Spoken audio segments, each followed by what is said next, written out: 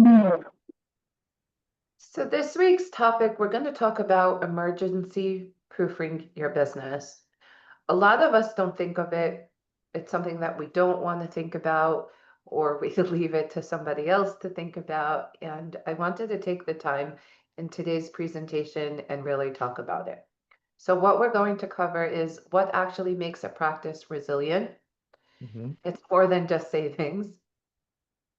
How to build an emergency cushion, even in a slow season, simple shifts to protect your mental health and your money, what emergency proofing can look like in real life, and no protection needed.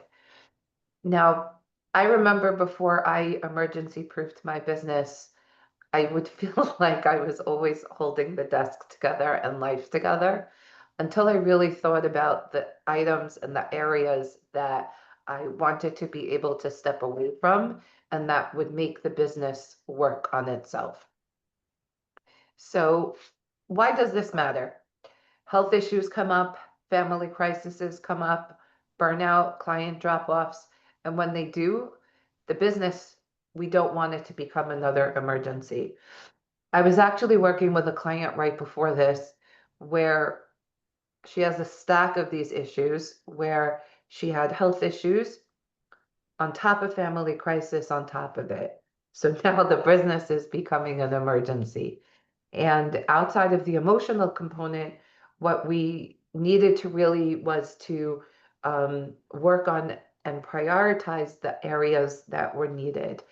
And it's really hard to think about business sometimes um, when these things are happening. And I can say, honestly, this tax season and probably more of the extension season that came out is that more and more mental health clients are coming from these emergencies that really, it honestly took a toll on me today because it's a really precious client of ours, as of everybody is. And when something like this is going on, you just can't help to feel. And of course, you're going to burn out. And of course, you're going to feel like clients are dropping off. So the common things that we see is that there's no real buffer, just hoping and nothing goes wrong. Revenue drops, and then there's instant stress. And you're the system if everything stops. And that's kind of what I was talking about before is that I would feel like I was always holding the desk together until I put systems in place that would operate without me. And one of my first coach actually said this to me is that as you're building a business, you want to think of it as separate from you. As it's really not easy to think about that, even till today, that the business isn't separate from me, is that what does the business need? So when I would think what the business need, Margot needs to do, Margot needs to do, Margot needs to do, Margot needs to do.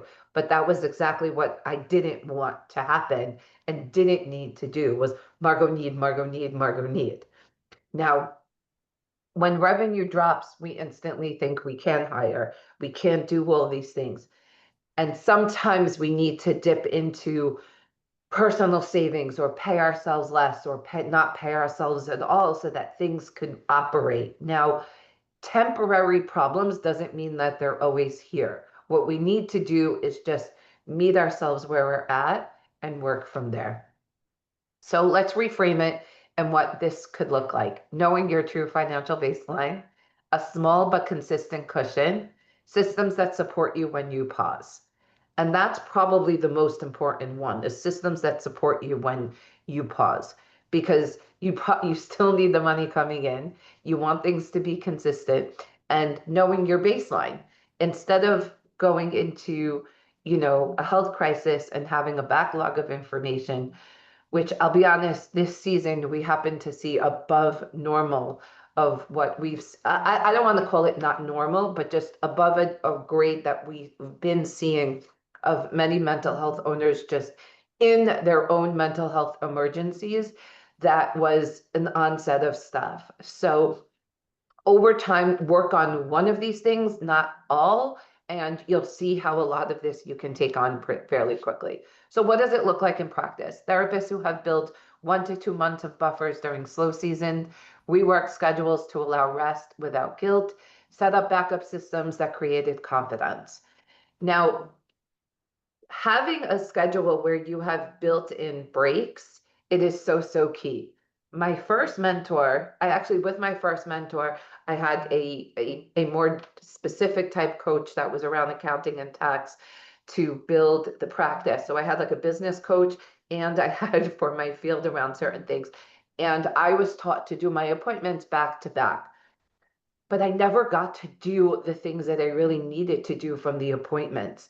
And I would feel so stressed, like even going to the restroom or taking lunch break, like all of these things turned into a big deal. And then when I looked at my time and really started to outline what I was doing, I was like, there's times for a 20-minute break. What's the big deal? Why does it have to be back to back? Why can't I step up and go outside and do these things? Because if I do this, then my clients get to do it. So these little built-in breaks, not only does it help you, it becomes a ripple effect. Internally, we were actually talking about this on our group call yesterday. A lot of our team members wasn't doing it. And in the accounting season also, there could be burnout, just like in every other business. But what we do is that we need to learn from where we're at so that we could progress. And that's why my team, we take off certain amount of days and times where we limit the hours to help because we really love working for our clients and working together.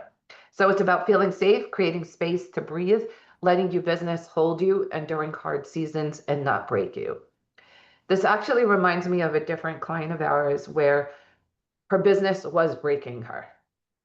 And it took us probably over 6 months to really get through the granularity of what needed to happen. You know, not a family. She was a single divorced woman, and it was just a stack of onset of life circumstances that was on her that it just holding it together was part of how the business grew. But it was breaking her that actually she thought the ceiling was coming from taxes and expenses and all of these things, but the ceiling was coming from her own health.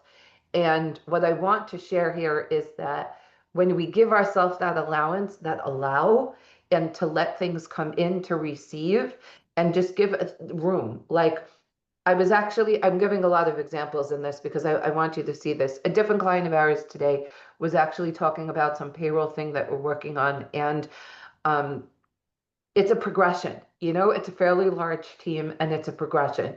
And he was used to doing it all. Like literally, it's a big team and he was doing it all. And now he has my team to help him. So like if things weren't done like he said it and it was done, which what he was used to, he would assume something is wrong. So we want to have systems that we see that there's space to do it and that we realize that when we give that space, it only gets better over time.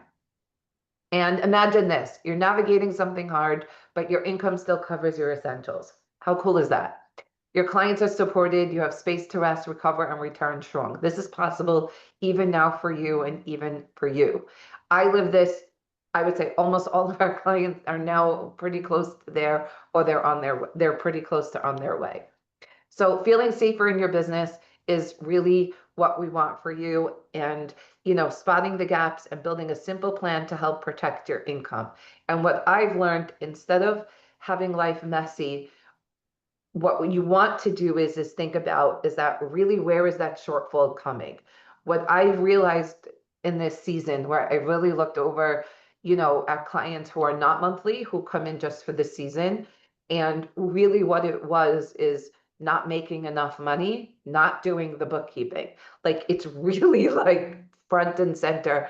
Our monthly clients who are doing the bookkeeping and the accounting and even showing up, but even the ones who don't show up and they just do the monthly work, their work, it's it's not as messy. But the ones who just show up for the season, I'm going to call it messy because, our clients who come in, it's different strategic work of what's happening with them.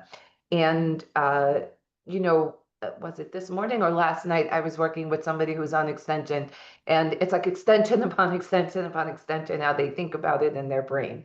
And the hard part with that is that realizing is that time is not always on your side, but when it comes to this, is that taxes may not be ever a good time for you to jump in, and doing it with company or doing it with support is going to lead the way.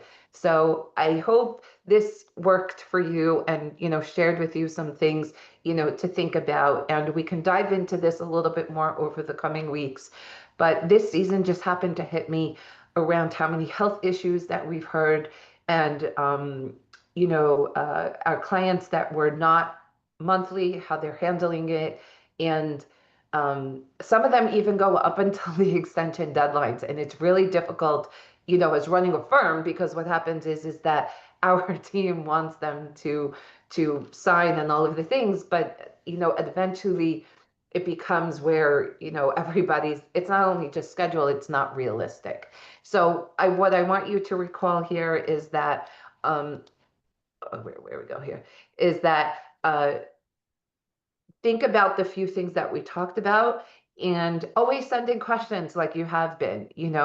um, I'm hoping that, when you take on that one thing, just even the one thing for the month, it makes all of the difference. So I hope you enjoyed this. As always, keep sending in the questions and the comments. That's where these topics come in, and please enjoy. All right.